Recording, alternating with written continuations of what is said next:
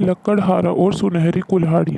एक समय की बात है, जंगल के पास एक लकड़हारा रहता था। वो जंगल में लकड़ी इकट्ठा करता था और उन्हें कुछ पास के बाजार में बेचता था कुछ पैसों के लिए। एक दिन की बात है, वो एक पेड़ काट रहा था। तभी हुआ ये कि गलती से उसकी कुल्हाड़ी पास की एक नदी में गिर गई। नदी बहुत ज़्यादा गहरी थी और वास्तव में तेजी से बह रही थी।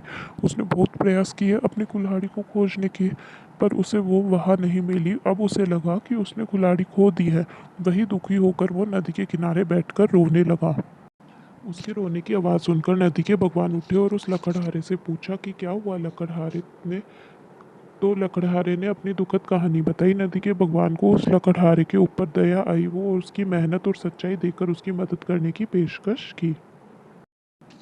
वो नदी में गायब हो गए और एक सुनहरी कुल्हाड़ी लेकर वापस आया, लेकिन लकड़हारे ने कहा कि ये उसका नहीं है, तो फिर से गायब हो गए। और अब की बार उन्होंने चांदी की कुल्हाड़ी लेकर वापस आए, लेकिन इस बार भी लकड़हारे ने कहा कि ये कुल्हाड़ी भी उसका नहीं है। अब नदी के भगवान पानी में फिर से गायब हो गए और अब की बार वो एक लोहे की कुल्हाड़ी के साथ वापस आ गए। लकड़ी का कुल्हाड़ी देखकर लकड़हारा मुस्कराया और कहा कि यह उसकी कुल्हाड़ी है।